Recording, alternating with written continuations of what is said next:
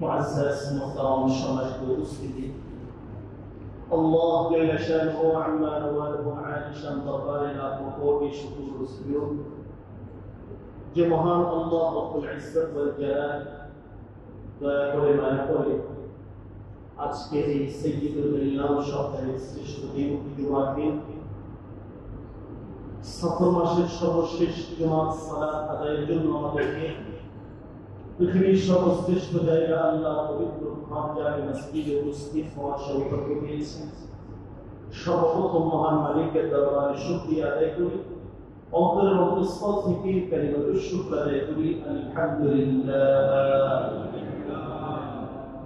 সম্মানিত উপস্থিতি, 1447 হিজরির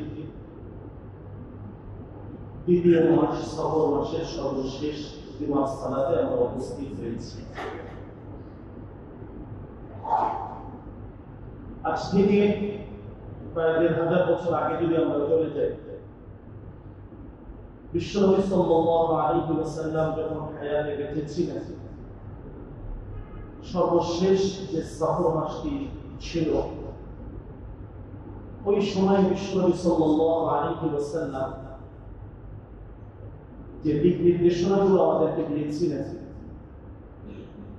ওই জায়গা থেকে কিছু বিষয় আমরা আজকে শুনবো ইনশাআল্লাহ। আল্লাহ রাসূল সাল্লাল্লাহু আলাইহি ওয়াসাল্লামের ওফাত হয়েছে রবিউল আউয়াল মাসে।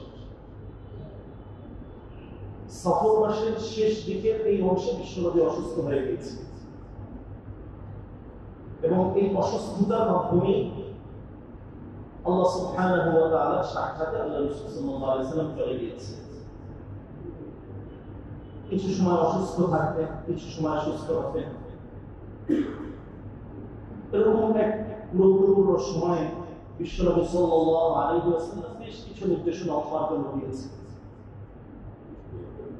শেষ দিকের সেই মূল্যবান কথাগুলো আমাদের জন্য অত্যন্ত গুরুত্বপূর্ণ।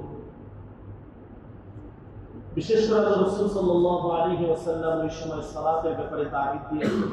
সর্বশেষ দিকের যে বক্তব্যগুলো ছিল আল্লাহ রাসূলের, উম্মত যাতে নামাজের প্রতি যত্নবান হয়, এই উম্মতের প্রতিটা অংশ যাতে জামাতের প্রতি পরিপূর্ণভাবে আগ্রহী হয় এবং পূর্ণ সালাত নামাজে অভ্যস্ত হয়ে যায়, আল্লাহ রাসূল নির্দেশনা দিয়েছেন। বিশ্বনবী সাল্লাল্লাহু আলাইহি ওয়াসাল্লামের ওই সময় আলোচনার ভিতরে আরো যা ছিল, অধীনস্থদের ব্যাপারে আল্লাহ রাসূল বেশি সতর্ক করেছেন। ওমা মালাকাত আইমানুকুম, তোমাদের অধীনস্থ যারা আছে তাদের হক, তাদের অধিকারের ব্যাপারে তোমরা যত্নবান হও। অনেক ভালো মানুষ, নামাজি মানুষ, ইবাদতগুজার মানুষ, কিন্তু অধীনস্থদের সাথে অসৎ ব্যবহার, খারাপ ব্যবহারের কারণে তাদের আমলগুলো শূন্য হয়ে যায়, আমলগুলো টিকে না। ঘরের ভেতরে যারা কাজ করেন তাদের সহযোগী আছে, অফিস আদালত অন্যান্য সব জায়গায় আমি উপরের দায়িত্বে আছি, আমার নিচে যারা আছে তাদের ব্যাপারে যত্নবান হওয়া, সতর্ক হওয়া। এই হকের ব্যাপারে মানুষ বেশি ধরা খাবে, আটকে যাবে। এখানে এসে বিশ্বনবী সাল্লাল্লাহু আলাইহি ওয়াসাল্লাম সেই সতর্কবার্তা দিয়েছেন, তোমাদের ঘরের কাজের সহযোগী যারা আছে তাদের সাথে খারাপ কোনো আচার ব্যবহার যাতে না হয়, অযত্ন অবহেলা যেন না হয়। যদিও এই কথাগুলো অনেক সময় আমাদের শুনতে খারাপ লাগে, কিন্তু এই জায়গায় ভুল করার কারণে আমাদের আখিরাতের জীবনে আমরা অনেক বেশি ক্ষতিগ্রস্ত হয়ে যাচ্ছি। এটা একটা বিশ্বনবী সাল্লাল্লাহু আলাইহি ওয়াসাল্লামের গুরুত্বপূর্ণ দিক নির্দেশনা ছিল। গুরুত্বপূর্ণ আহতের অংশ ছিল আল্লাহ রাসূল এই সময় দোয়া করতেন। বেশ অনেক দোয়া আল্লাহ রাসূল করেছেন এবং শেষ দিকে এসে আল্লাহুম্মা বির রাফিকিল আলা, রাফিকিল আলা, মহান রবের সান্নিধ্যে যাওয়ার জন্য বিশ্বনবী সাল্লাল্লাহু আলাইহি ওয়াসাল্লাম দোয়া করেছেন। তো এই অংশে আজকে আমাদের মূল আলোচনা যে আমাদেরকে সেই মৃত্যুর প্রস্তুতি সর্বাবস্থায় রাখা এবং আমাদেরকে যে রাফিকে আলা, আল্লাহ তাআলার সান্নিধ্যে এই সফরে আমাদেরকে যেতে হবে, সেই প্রস্তুতিটা সর্বাবস্থায় গ্রহণ করে রাখা। মৃত্যুর প্রস্তুতি প্রত্যেকটা মুমিনের জন্য অত্যন্ত দায়িত্বপ্রাপ্ত ফেরেশতা আসলে যাতে প্রস্তুত অবস্থায় আমরা যেতে পারি। মানুষের লেনদেন ঋণ পরিশোধ করা। ওমর রাদিয়াল্লাহু আনহু বলেন, সব তোমার মাথার কাছে লিখে রাখো, তোমার লেনদেন কারবার যা আছে সব লিখে রাখো। এমন অনেক লেনদেন আছে যেগুলো অজান্তে তোমার গোপনে আছে, তুমি মারা যাবে, পরবর্তীতে কেউ জানবেও না, এগুলো পরিশোধ হবে না, তোমার আমল থেকে কাটা যাবে। তুমি অনেক আমল নিয়ে যাচ্ছ, কিন্তু কিয়ামতের ময়দানে রিক্ত হস্ত দেউলিয়া হিসেবে তুমি থাকবে। এই জন্য আমাদের যত হিসাব নিকাশ আছে, লেনদেন আছে, সিএস আছে, এগুলো সব হিসাব করে মাথার কাছে লিখে রাখা, যে অমুক অমুকে এত টাকা পাবে, তার সাথে আমার এই লেনদেন আছে, অমুকের কাছে আমি এগুলো পাবো, আমার সাথে তার এই লেনদেন আছে। এগুলো সব ক্লিয়ার করে রাখা, এটা বিশ্বনবী সাল্লাল্লাহু আলাইহি ওয়াসাল্লামের গুরুত্বপূর্ণ একটা নির্দেশনা। আমরা তো অনেক লেনদেন করি, ব্যবসা বাণিজ্য করতে গিয়ে অনেক বড় বড় ধরনের লেনদেন হয়, হয়তো এগুলো অনেকগুলো মানুষ জানেও না। আমি মারা যাবো সেটাও মানুষ জানবে না, অনেক পরে শুনবে, তখন এসে দাবি করলে ওয়ারিসরা তখন আর দেয়। এখানে অনেক সময় অনেকে বলেন, ভাই যে যা পান দিয়ে দেবো, আমি সমস্যা নেই, কিন্তু এমনও ঘটনা আমার সামনে আছে, পরবর্তীতে যখন চাইতে গিয়েছি কিসের টাকা পাঠাবো জানি না, ভাই এরকম লোক আছে। ভাই সুতরাং আমার প্রিয় ভাই, আমাদের নিজেদের আমল নিজেদেরকে যত্ন সহকারে গুছিয়ে রাখতে হবে, এই আমলগুলো যেন বরবাদ হয়ে না যায়। আমার এই কষ্টের আমল যেন অন্য মানুষকে দিয়ে দিতে না হয়, সব গুছিয়ে রাখতে হবে।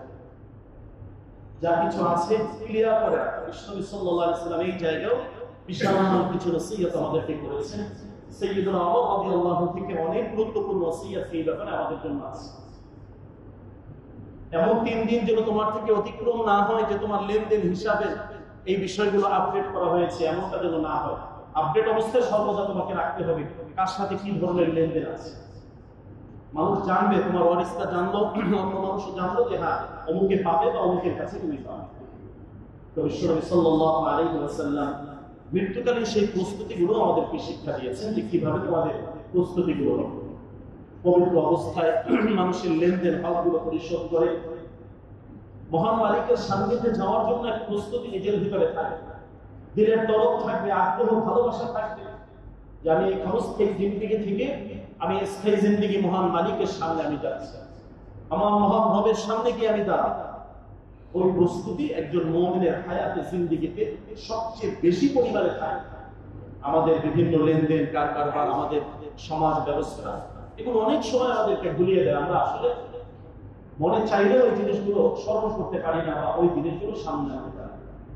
বিশ্বনবী সাল্লাল্লাহু আলাইহি ওয়াসাল্লামের মৃত্যুকালীন যে প্রস্তুতিগুলো ছিল, এই সফর মাসের শেষ দিক থেকে আল্লাহ রাসূল এই প্রস্তুতি গ্রহণ করেছে।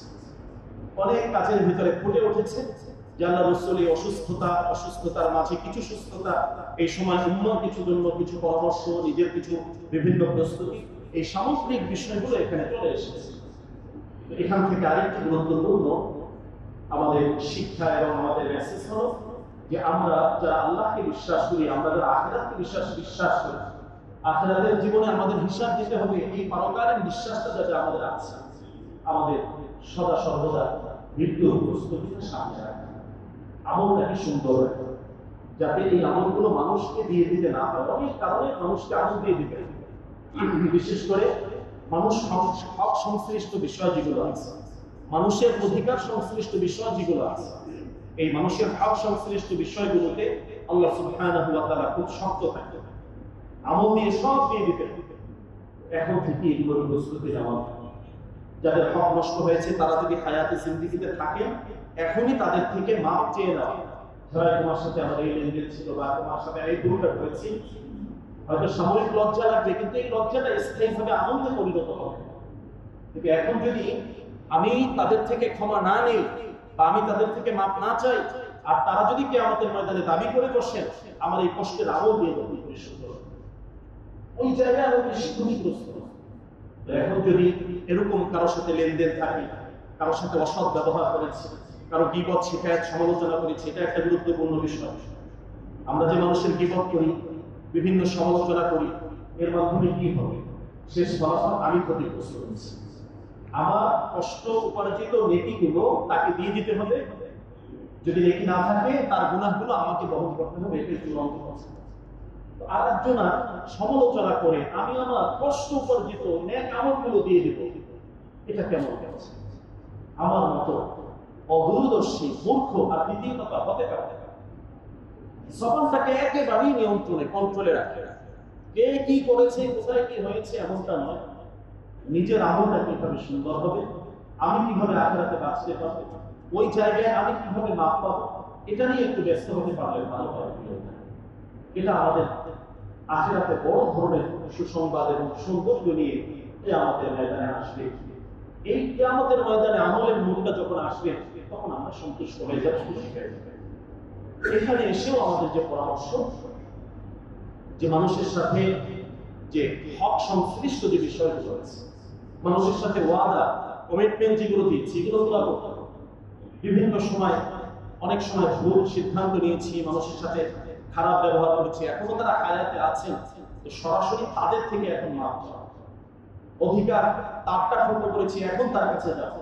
তিনি যদি মারা যান, ওয়ারিসদের মাঝে সব বন্টন হয়ে যায়, প্রত্যেকটা ওয়ারিস থেকে তখন ক্ষমা চাইতে হবে, টাকাগুলো সবাইকে দিতে হবে। অনেক জটিল একটা বিষয় এখানে আছে। রাষ্ট্রীয় সম্পত্তি যারা অন্যায়ভাবে ভোগ করছেন, বিভিন্ন ভাবে তাসাররুফ গুলো করছেন, এখানে বড় ধরনের বিপদগ্রস্ত অবস্থায় তারা কিয়ামতের ময়দানে ওই জায়গায় মাপ পাওয়ার তো কোনো সুযোগ নেই। 18 কোটি জনগণ তাদের সবার কাছে মাপ চাইতে হবে, যেটা অসম্ভব, যেটা কখনোই সম্ভব হবে না। এজন্য প্রিয় ভাই, মৃত্যুর প্রস্তুতি এই অংশে আল্লাহ তাআলার কাছে আমরা সবাই যাবো, এই কথা বিশ্বাস রাখি।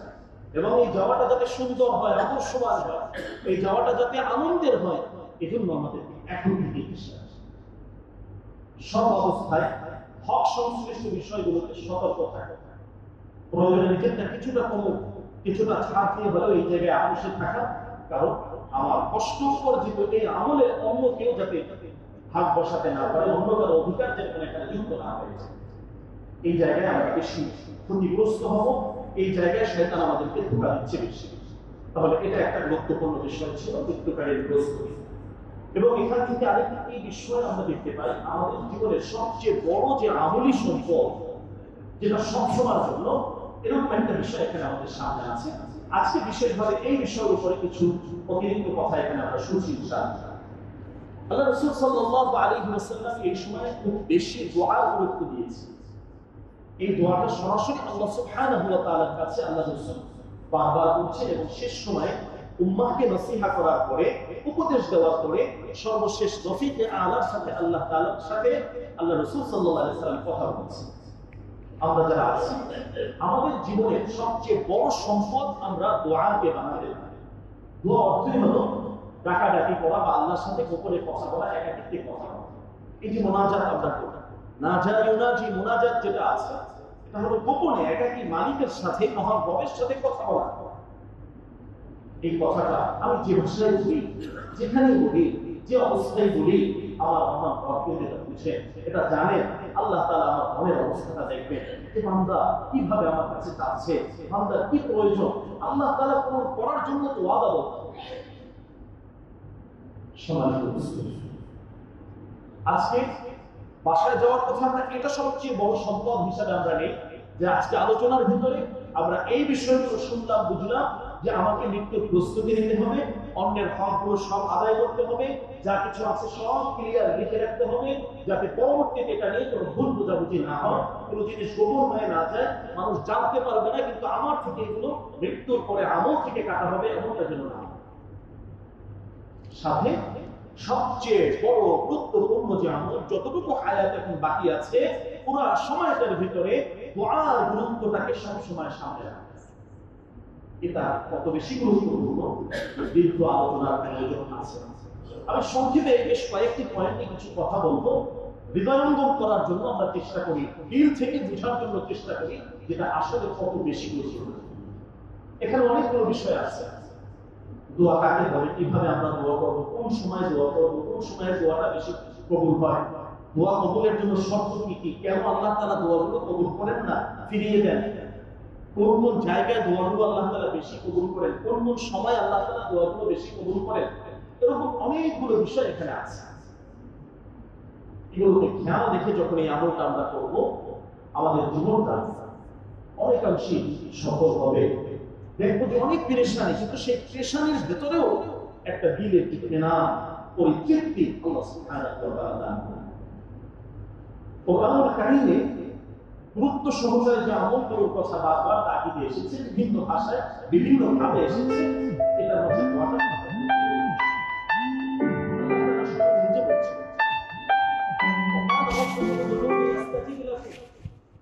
وقال ربكم ادعوني استجب لكم।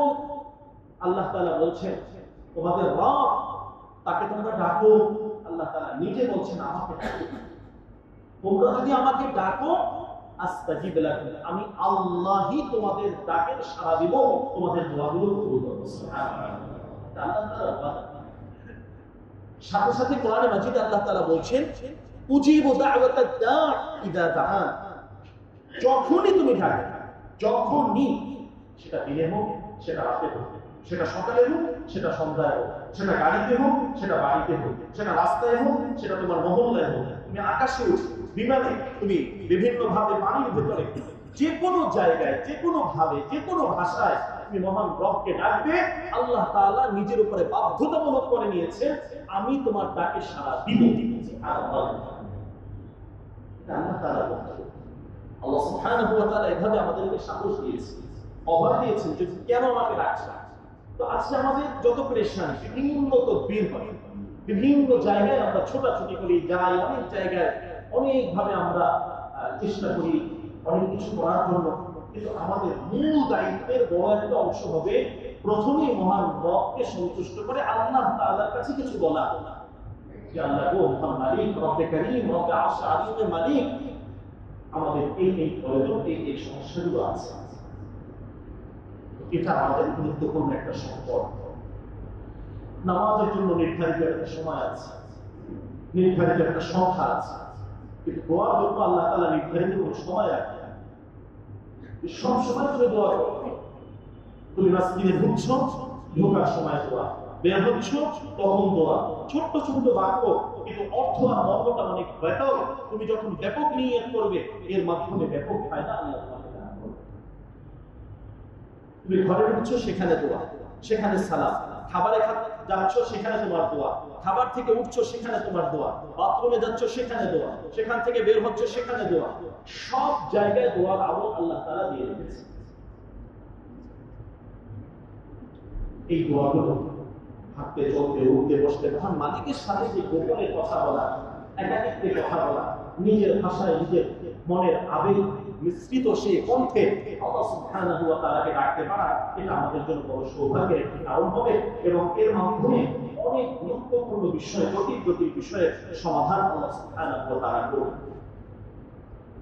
তাহলে আমাদেরকে এই জায়গায় বিশেষভাবে দোয়ার প্রতি গুরুত্ব দিয়ে আমাদেরকে সামনে জীবনটাকে গ্রহণ করা, এবং পারলে বিশ্বনবী সাল্লাল্লাহু আলাইহি ওয়াসাল্লাম যে ভাষায়, যে শব্দে দোয়াগুলো করেছেন, ওই শব্দগুলো মুখস্থ করে ওই জায়গায় ওই শব্দগুলোর মাধ্যমে দোয়া করা।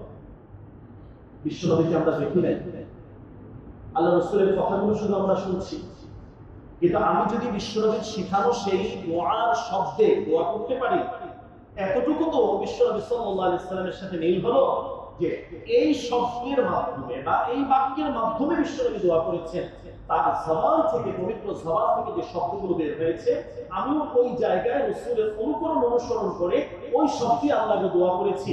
রাসূলের দোয়াটা তুমি যেভাবে কবুল করেছো মালিক, আমার দোয়াটাও তুমি কবুল করো। এতটুকু তো রাসূলের সাথে আমরা মিল রাখতে পারি, তার অনুসরণ অনুকরণের ক্ষেত্রে এতটুকু তো আমরা সামনে অগ্রসর। তাহলে এটা একটা গুরুত্বপূর্ণ বিষয়। বিশ্বনবী সাল্লাল্লাহু আলাইহি ওয়াসাল্লাম যেখানে যে ভাষায় যে দোয়াগুলো করেছেন, আমাদের নিজেদের উপরে আমরা বাধ্যতামূলক করে নেই যে চেষ্টা করব যে ওই জায়গায় ওই শব্দের মাধ্যমে ওইভাবে অর্থপূর্ণ দোয়াগুলো আমরা করি। এটা মুমিনের জন্য বড় ধরনের একটি হাতিয়ার। প্রত্যেকে বাঁচার জন্য কিছু হাতিয়ার তার কাছে রাখে। একটা হাতি, তার সুর আল্লাহ দিয়েছে, একটা মৌমাছি, তাকে আল্লাহ তাআলা বাঁচার জন্য একটা মাধ্যম দিয়েছে। আমরা মুমিন, আমরা বনি আদম, আমরা বাঁচবো কিভাবে? আমরা মহান রবের আশ্রয়ে চলে যাব দোয়ার মাধ্যমে। এটাকে বলা হয় সিলাহুল মুমিন, মুমিনের তরবারি, মুমিনের হাতিয়ার। আল্লাহর আশ্রয়ে বান্দা যখন চলে যায়, পুরো বিশ্ব নিয়ন্ত্রণ কর্তা আল্লাহ সুবহানাহু ওয়া তাআলা তখন তাকে সাপোর্ট দেন, তার রহমতের চাদর দ্বারা তখন ঢেকে রাখে। পৃথিবীর কোন অশুভ শক্তি তখন আপনার ক্ষতি করতে পারে। যারা ক্ষতি করতে আসে তারাই ক্ষতিগ্রস্ত হয়ে যায়। এটা একটা গুরুত্বপূর্ণ বিষয় প্রিয় ভাই, যে আমরা এই দোয়ার যে গুরুত্বপূর্ণ বিষয়গুলো আছে এখানে আমরা এই হাতিয়ার যেটা হাদিসের ভেতরে আসছে এটা আমরা গ্রহণ করার চেষ্টা করি। এই দোয়ার মাধ্যমে এক হাদিসে আসছে যে বান্দার জন্য যে ফয়সালাগুলো আল্লাহ করেন, অনেক সময় তাকদীর এটা দুই ধরনের থাকে। একটা হলো স্থায়ীভাবে আল্লাহ তাআলা একেবারে লিপিবদ্ধ করে রাখেন, আর একটা মুআল্লাক। এই মুআল্লাক যেটা থাকে এটা দোয়ার মাধ্যমে পরিবর্তন করা সম্ভব। যে তোমার এই সমস্যা, তুমি যদি এখন দোয়া আমল করো, তুমি যদি এখন দানের আমল করো, তাহলে তোমার এই জিনিসটা পরিবর্তন হয়ে যাবে। এইভাবে সংযুক্ত করে অবস্থায় আছে। তো এই দোয়ার মাধ্যমে সংযুক্ত তাকদীরের যে অংশগুলো আছে এটাও পরিবর্তন করা সম্ভব। বিভিন্ন হাদিসের ভেতরে এই নিয়ে আলোচনা এসেছে। আমাদের দায়িত্ব হলো বেশি পরিমাণ আল্লাহ সুবহানাহু ওয়া তাআলার কাছে দোয়া করা।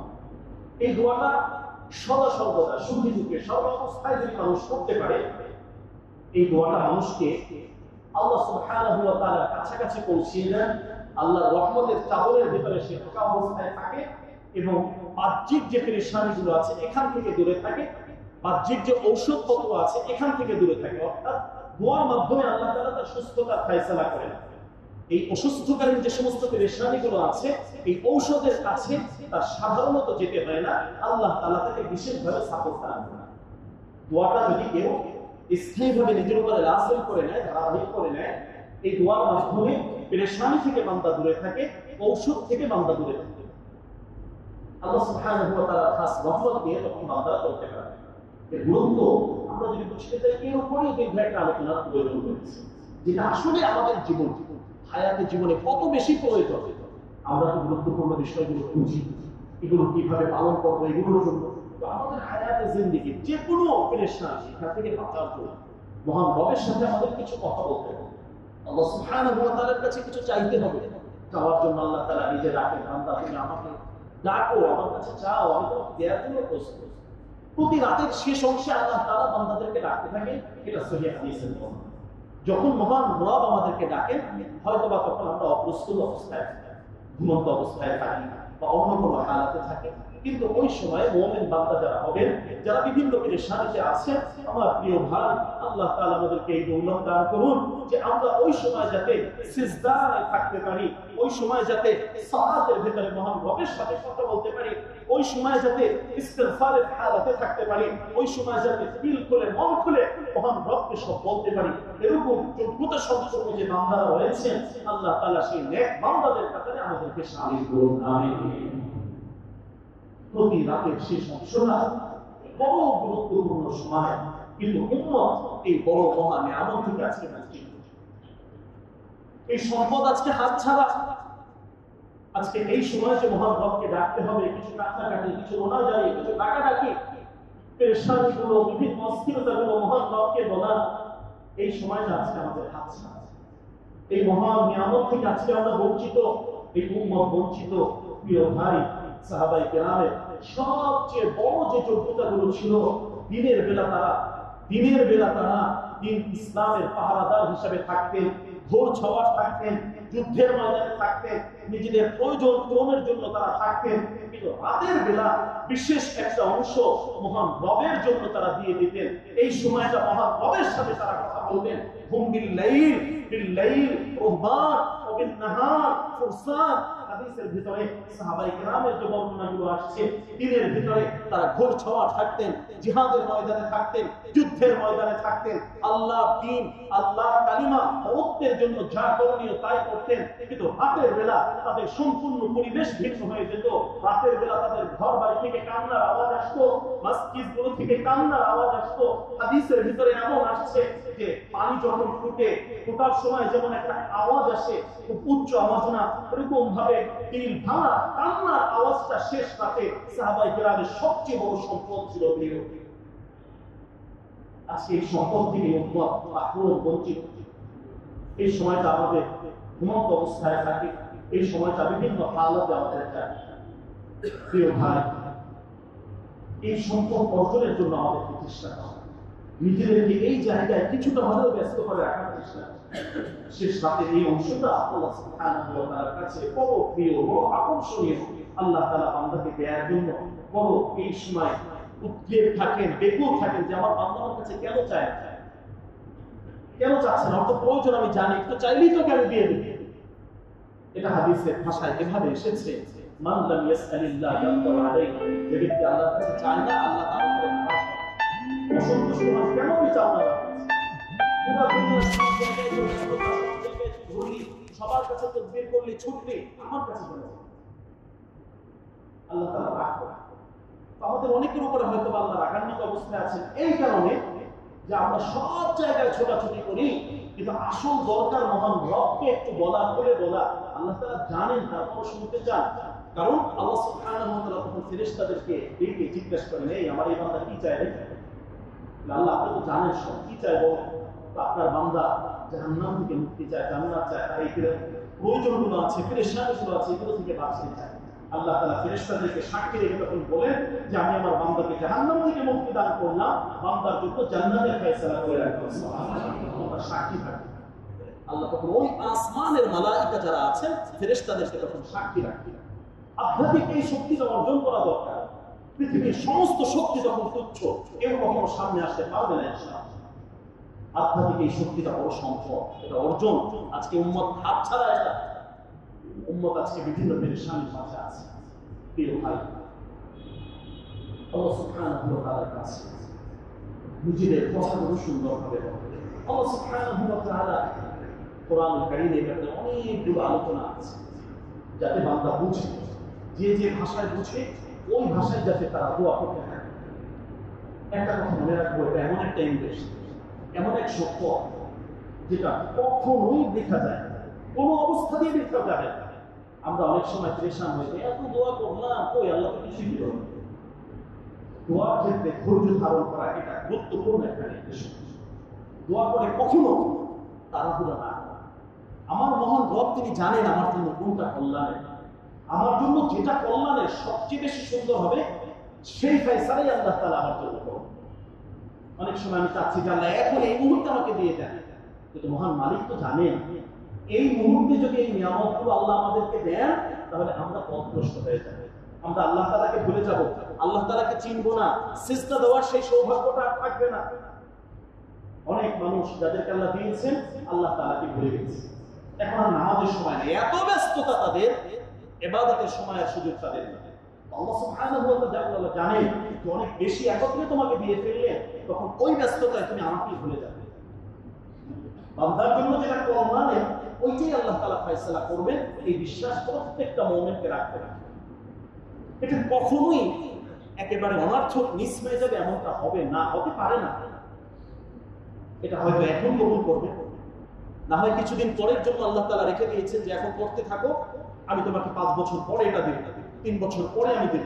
কিছু সময় আল্লাহ তাআলা এখানে নেবেন যাতে বান্দা বেশি পরিমাণ ইবাদত আল্লাহর জন্য করে একেবারে পুরো আল্লাহর জন্য বান্দা হয়ে যায়। আল্লাহ সুবহানাহু ওয়া তাআলা হিকমত আছে মাঝে। আমাদের দায়িত্ব হলো চাওয়া, কিন্তু চাওয়ার ক্ষেত্রে খুব বেশি পরিমাণ একদম পেরেশান না হওয়া, নিরাশ হয়ে না হওয়া। কখনো আল্লাহ তাআলার কাছে আমি একটা জিনিস চাচ্ছি, আল্লাহ জানেন যে এই জিনিসটা তার জন্য এখন কল্যাণকর নয়, আল্লাহ এর বিপরীত আমার জন্য যেটা মঙ্গল এবং কল্যাণের এমন কিছু জিনিস আল্লাহ তাআলা আমাকে দান করেন। এটা আল্লাহ তাআলার ফয়সালা। আমি হয়তো বুঝি না যে ওটা আমার জন্য কল্যাণের, কিন্তু হায়াতে জিন্দেগির 2 বছর 5 বছর পরে গিয়ে যে এই জিনিসটা, এই সিদ্ধান্তটা তখন আমার জন্য সবচেয়ে বেশি গুরুত্বপূর্ণ ছিল, এটা আমার মাথায় সেটা ছিল না। আল্লাহ তাআলা ওই সিদ্ধান্তটা নেওয়ার তখন তৌফিক দান করেন। কোনো নিরাশ না হওয়া, তাড়াহুড়া না করা, আল্লাহর উপরেই পুরোটা ছেড়ে দেওয়া। কখনো আল্লাহকে এভাবে বাধ্য না করা, আল্লাহ এইটাই চাই, এটাই আমাকে দিবেন। এটা হয়তো সাময়িকভাবে এখন দেখছি যেটা খুব আকর্ষণীয়, খুব সুন্দর, কিন্তু হতে পারে এটাই আমার জীবনের সবচেয়ে বড় দুঃখজনক, দুর্ভাগ্যজনক জিনিস হবে না। যে আল্লাহ ওই মেয়েটাকে আমার বিবাহের জন্য লাগবে, ওই দোকানটাই আমার লাগবে, এই ব্যবসাটাই আমার লাগবে, এই চাকরিটাই আমার লাগবে, এরকম ভাবে বাধ্য না করা, আল্লাহর কাছে ছেড়ে দেওয়া। আল্লাহ আপনার জিম্মায় ছেড়ে দিলাম, আমার জন্য, আমার বিবি বাচ্চার জন্য, আমার সার্বিকভাবে দুনিয়া আখিরাতের মঙ্গল যেখানে, ওই ফয়সালাটাই আল্লাহ আমার জন্য করবেন। তখন আল্লাহ তাআলা বান্দার উত্তম থেকে উত্তম ব্যবস্থা যেটা, সেটাই আল্লাহ তাআলা করেন। এই জায়গায় হয়তো আমাদের কারো ভুল হয়ে যেতে পারে। যে আমরা একটাকেই টার্গেট করে ওইটাই আমার প্রয়োজন, এভাবে আমরা অনেক সময় ভাবি। আল্লাহ সুবহানাহু ওয়া তাআলা তার কাছে ছেড়ে দেওয়ার জন্য বলেছে যে বান্দা, আমি জানি তোমার জন্য কোনটা মঙ্গলের, তোমার জন্য কোনটা কল্যাণের, তুমি আমার কাছে কল্যাণটা চাও। আল্লাহুম্মা বারিক লানা ফিমা আতাইতানা, আল্লাহুম্মা ইন্নী আসআলুকা মিনাল খাইরি কুল্লি, ইয়া আল্লাহ যত ধরনের কল্যাণ আমার হায়াতে জিন্দেগিতে হতে পারে সমস্ত কল্যাণগুলো আমি আপনার কাছে চাচ্ছি। বিশ্বনবী এভাবেই দোয়া করেছেন। ওয়া নাউযু বিকা মিনাশ শাররি কুল্লি আজিলিহি ওয়া আজিলিহি মা আলিমনা মিনহু ওয়া মা লাম না'লাম। বিশ্বনবী শিখানো দোয়া হলো এইগুলো। আল্লাহ যত ধরনের অমঙ্গল অনিষ্টতা আছে, যেটা এখনকার জন্য, যেটা পরবর্তীর জন্য, এই সাময়িক এবং যেটা দূরবর্তী সমস্ত অনিষ্টতা অমঙ্গল থেকে, অকল্যাণ থেকে আল্লাহ আপনার কাছে আমি পানাহ চাই, আশ্রয় চাই। যেটা আমরা জানি কিংবা না জানি, আপনার এলেমে তো সব আছে না, আল্লাহকে এইভাবে বলে। এবং সাথে সাথে এটাও বলা, আল্লাহুম্মা বারিক লানা ফিমা আতাইতানা, আল্লাহ আপনি আমাদেরকে যা দিয়েছেন, যেভাবে দিয়েছেন, এটার মাঝেই বারাকাত ফয়সালা করেন। অনেক দিয়েছেন, সংখ্যায় অনেক বেশি, কিন্তু বরকত শূন্য যদি হয় তাহলে এই ব্যক্তির অস্থিরতার পেরেশানি মৃত্যুর আগ পর্যন্ত কোনোদিন শেষ হবে না।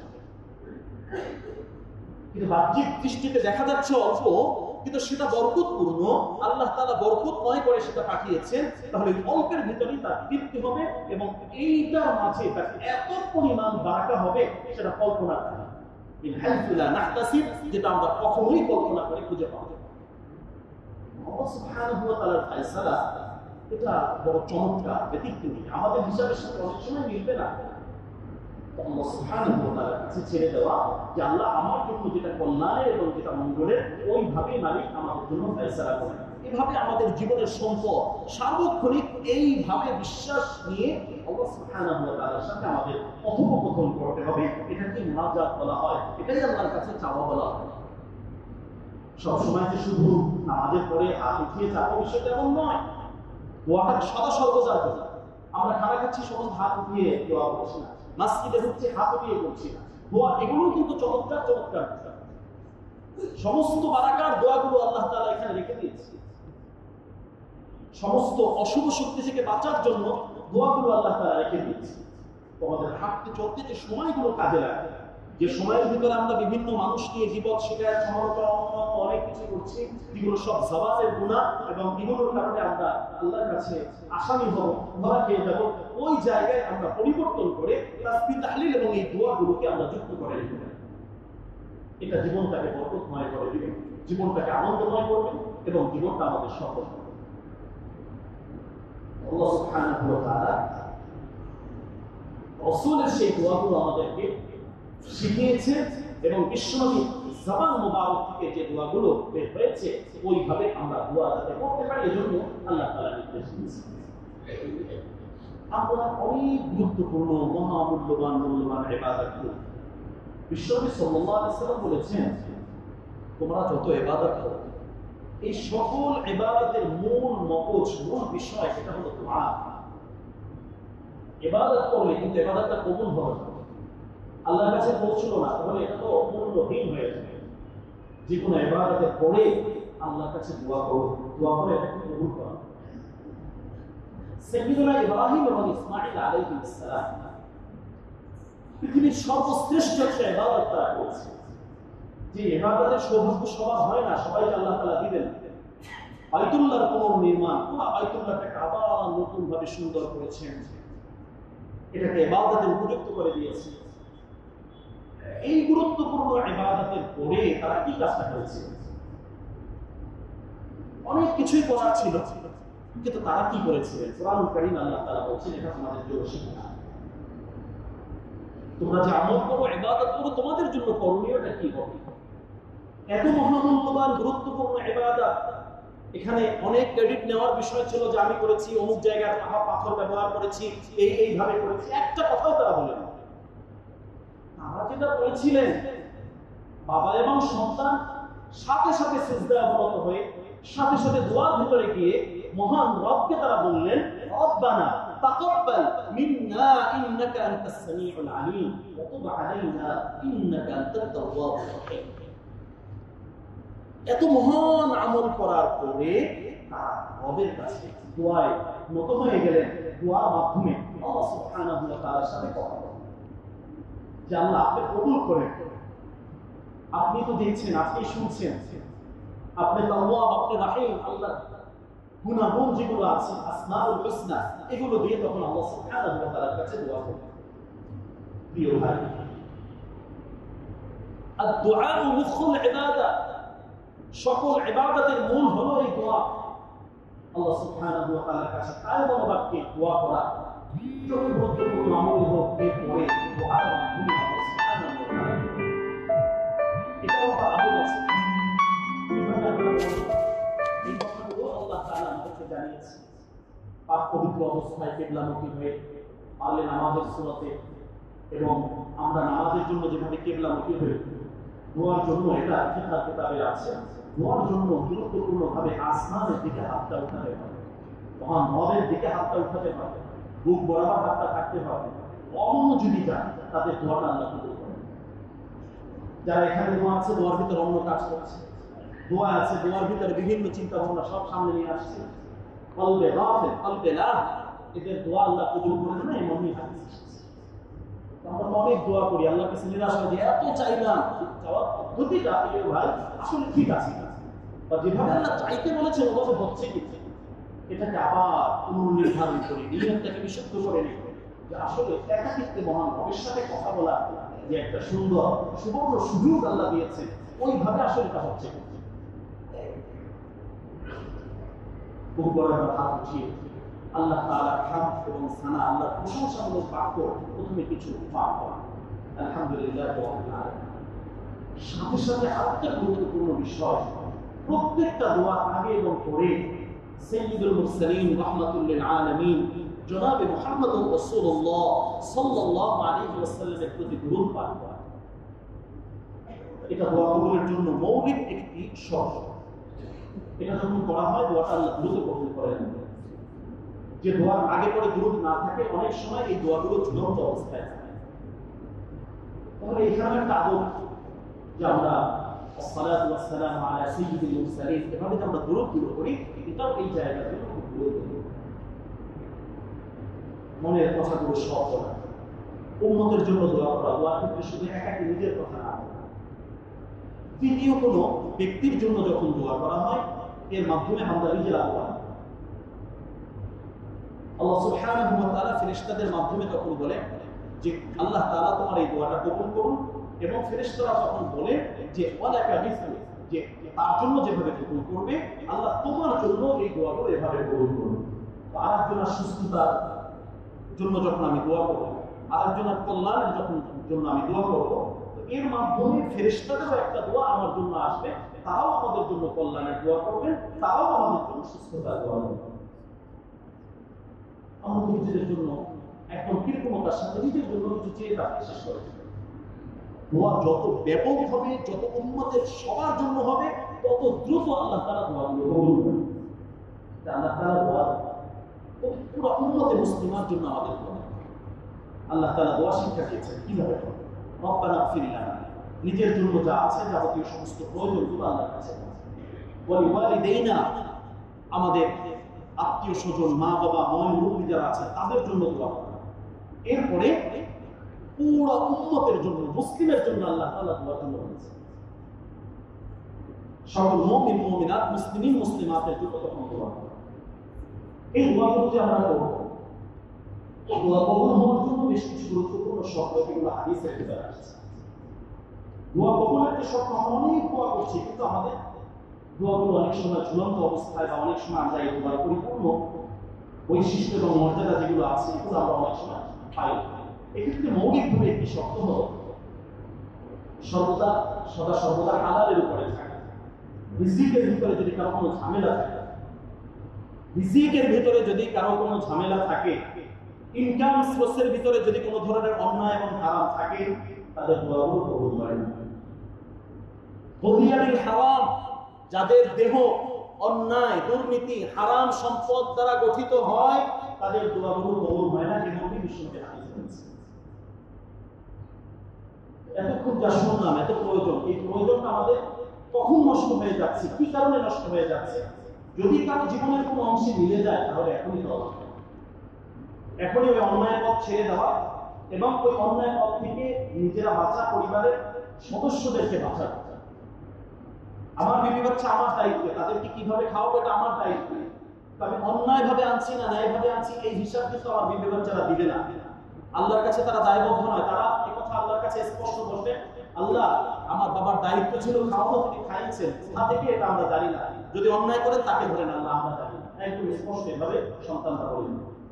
তাহলে কার জন্য অন্যায় পথে যাচ্ছে, দুর্নীতির পথ কার জন্য আমরা চলছি, এই জায়গায় আমরা হয়তো ভুল সিদ্ধান্ত থেকে থাকতে পারি। তাহলে হারাম যে সমস্ত বিষয় আছে এগুলো থেকে অবশ্যই আমাদেরকে বাঁচতে হবে। সৎ কাজের আদেশ অসৎ কাজ থেকে পালন করা নিষেধ করা, এটা আমাদের জন্য খুব গুরুত্বপূর্ণ। এটা আমাদেরকে ওইভাবে করতে হবে। কারণ একটা সময় আসবে যখন মানুষ শুধু নিজের কেন্দ্রিক চিন্তা করবে, সমাজের ভালো কোনো চিন্তা না করবে, সৎ কাজের যে আদেশগুলো আছে এগুলো যখন ছেড়ে দিবে, তখন সে অনেক দোয়া করবে, কিন্তু এই দোয়াগুলো কবুল হবে। একটা সমাজকে সুন্দর রাখার জন্য সামাজিকভাবে যে অন্যায় অপরাধগুলো আছে, এই সমস্ত অন্যায় অপরাধ এগুলো থেকে আমাদেরকে বাঁচতে হবে, এগুলো থেকে একদম আমাদেরকে দূরে থাকতে হবে এবং চেষ্টা করতে হবে স্থায়ীভাবে এগুলো যেন সমাজ থেকে নির্মূল হয়ে যায়। এই জন্য আমাদেরকে চেষ্টা করতে হবে। বিশ্বনবী সাল্লাল্লাহু আলাইহি ওয়াসাল্লাম এই ব্যাপারে আমাদেরকে জোর তাগিদ দিয়েছেন। মুসলিমের বর্ণনায় এসেছে, মালবাসুহু হারাম মাতআমুহু হারাম ফাআন্না ইস্তাজাবু লাহু।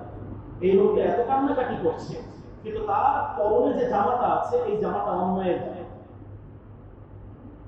হয়তো এমন কারো থেকে গিফট পেয়েছে যে সম্পূর্ণভাবে অন্যায়ভাবে এই জামাটা নিচ্ছে, বা সে এমন ইনকামের মাধ্যমে এটা কিনেছে যেটা সম্পূর্ণভাবে দুর্নীতির টাকা, অন্যায়ের টাকা। আল্লাহ রাসূল স্পষ্ট কথা বলছেন যে তার খাদ্য খাবার এটা হলো অন্যায় পথে। মালবাস, তার যে পরনের যে পোশাকগুলো আছে এগুলো হলো অন্যায় বিভিন্ন মাধ্যমে তার কাছে এসেছে। ফাআন্না ইস্তাজাব, কিভাবে আল্লাহ এই দোয়া কবুল করবে? তাহলে আমাদের দোয়া যে কবুল হচ্ছে না, এর পিছনে এখানে কিছু কারণ আছে। এই সবগুলো আমাদের সামনে রাখবে। আল্লাহ সুবহানাহু ওয়া তাআলার কাছে খুব বেশি পরিমাণে দোয়া করা, দোয়ার ইহতিমাম করা, এই দোয়াগুলো আমাদের দুনিয়ায় কাজে লাগে এবং আখিরাতেও কাজে লাগে। নামাজের ভিতরে দোয়া করা, দুই সিজদার মাঝে দোয়া কবুল হয় এবং এই দুই খুতবার মাঝের যে সময়টা এখানে কবুল হয়, জুমার দিন আসরের পরের সময়টা দোয়া কবুল হয়। এবং বিশেষ করে বাইতুল্লাহ জিয়ারতে যারা যায়, ওই জায়গায় প্রায় গুরুত্বপূর্ণ 13টি জায়গা আছে যেখানে দোয়া কবুল হবে। এই নবী বিশ্বনবী সাল্লাল্লাহু আলাইহি ওয়াসাল্লাম বিভিন্ন নির্দেশনা দিয়েছেন। ওই জায়গাগুলোকে বিশেষভাবে দোয়া করা, জমজমের পানি পান করে দোয়া কবুল হয়, কোরআন তেলাওয়াতের করে দোয়া কবুল হয়। দোয়া কবুল হওয়ার জন্য এরকম বেশ কিছু আলামত আছে। ওই যে আলামতগুলো বা যে আমলগুলো আছে, নেক আমল, এই আমলগুলো করে করে আল্লাহ সুবহানাহু ওয়া তাআলার কাছে আমাদের ওইভাবে দোয়া করতে হবে, দোয়া চাইতে হবে। বিশেষ করে শেষ রাতের যে কথাটা বললাম, এটা আমাদের জীবনের সবচেয়ে বড় মহামূল্যবান সম্পদ। এই সম্পদটা যাতে আমরা অর্জন করতে পারি, এটা আমাদের চেষ্টা করতে হবে। আত্মীয়তার হক নষ্ট যারা করে তাদের দোয়াটাও বাধাপ্রাপ্ত হয়ে থাকে। আত্মীয়তার সম্পর্ক এটাকে সমুন্নত রাখা, সুন্দর রাখা, চেষ্টা করা নিজের পক্ষ থেকে যাতে আত্মীয়তার বন্ধনটা মজবুত থাকে। আল্লাহ সুবহানাহু ওয়া তাআলা দ্রুত তখন দোয়াগুলো কবুল করেন। তাদের দোয়াগুলো বেশি কবুল করেন এই মর্মে বিশ্বনবী হাদিসে বলেছেন, যারা মাসদুম অবস্থায় থাকে তাদের দোয়াটা আল্লাহ কবুল করেন। রোজাদারদের দোয়াগুলো আল্লাহ কবুল করেন। যারা সফরে থাকে, সফর অবস্থায় আল্লাহর কাছে দোয়া করা, এটা কবুল করেন। সন্তানের জন্য মা বাবার দোয়াটা সবচেয়ে অবাধ্য একটি আমল, এটা সাথে সাথে কবুল হবে। আল্লাহ সুবহানাহু ওয়া তাআলা সেখানে আমাদেরকে মা বাবা যাদের জীবিত আছেন তাদের কাছে খুব বেশি পরিমাণে দোয়া চাওয়া। তাদের একটা দোয়া আমার হাজার সমস্যার সমাধান হয়ে যেতে পারে ইনশাআল্লাহ। এজন্য মা বাবার প্রতি যত্নবান হওয়া, কোনোভাবেই যেন অযত্ন অবহেলায় তারা না থাকে, এই বিষয়টা খুব গুরুত্ব সহকারে। এবং তারা যাতে দোয়া করেন, দোয়া আমার আমলের মাধ্যমে তাদের থেকে বের করে নিতে হবে। এমন কিছু আমল করা যে তারা দোয়া করতে বাধ্য, দোয়া করবেনই আমার জন্য, এমন কিছু কাজ মা বাবার সামনে করা, মা বাবার জন্য করা, এটা একজন নেক সন্তান যারা আছে তারা এটা করবে। তাহলে দোয়া কবুল হওয়ার জন্য এরকম বেশ কিছু বিষয় বিশ্বনবী সাল্লাল্লাহু আলাইহি ওয়াসাল্লাম এভাবে আমাদেরকে শিখিয়েছেন। তাহলে দোয়াটা কিভাবে করবো, কি আদবের সাথে করবো, এবং আমাদের জীবনের জন্য দোয়াটা খুব বেশি গুরুত্বপূর্ণ। এবং মৃত্যুর সময় বিশ্বনবী সর্বশেষ যে বিষয়গুলো করছেন সেটা এই দোয়া সংশ্লিষ্ট বিষয়। কোরআনে মাজিদে আল্লাহ তাআলা অনেকগুলো দোয়া আমাদেরকে শিক্ষা দিয়েছেন। মাকবুল কিছু দোয়া কোরআনুল কারীমে আল্লাহ সুবহানাহু ওয়া তাআলা আমাদেরকে দিয়েছেন। আইয়ুব আলাইহিস সালামের দোয়া, অসুস্থ আছো, কোন দোয়া করবে, কোন ভাষায় করবে? আইয়ুব আলাইহিস সালামের দোয়াটা তুমি করবে। আইয়ুব ইদনাদা রাব্বাহু, আল্লাহ তাআলা ফাস্তাজাবনা লাহু, যে তার দোয়াটা আমি কবুল করে নিয়েছি, এই মর্মে তখন ওয়াদা দিয়েছি। ইউনূস আলাইহিস সালামের দোয়া, বিপদে আছো, পেরেশানিতে আছো, এই দোয়াটা খুব বেশি পরিমাণে করো। তোমার সন্তান হচ্ছে না, এই জায়গায় পরীক্ষা আছো, জাকারিয়া আলাইহিস সালামের দোয়া করো। তো এই মাকবুল দোয়াগুলো কোরআনে মাজিদে আল্লাহ তাআলা দিয়েছেন যাতে বান্দা শিখে এই দোয়াগুলো করে। সকাল সন্ধ্যা দোয়ার প্রতি খুব বেশি গুরুত্ববান হওয়া। এই জাতীয় অনেকগুলো দোয়া সকাল সন্ধ্যা কেন্দ্রিক বিশ্বনবী সাল্লাল্লাহু আলাইহি ওয়াসাল্লাম আমাদেরকে শিখিয়েছেন। তাহলে আসুন দোয়াটা আমাদের জীবনের জন্য সবচেয়ে গুরুত্বপূর্ণ একটি সিদ্ধান্ত, গুরুত্বপূর্ণ মহামূল্যবান একটি ইবাদত। যারা সমস্ত পেরেশানি থেকে দূরে থাকতে চান দোয়াটাকে সঙ্গী বানাতে হবে। আল্লাহ তাআলা আপনার জন্য সঠিকভাবে আমাদেরকে দোয়া করার তৌফিক দান করুন।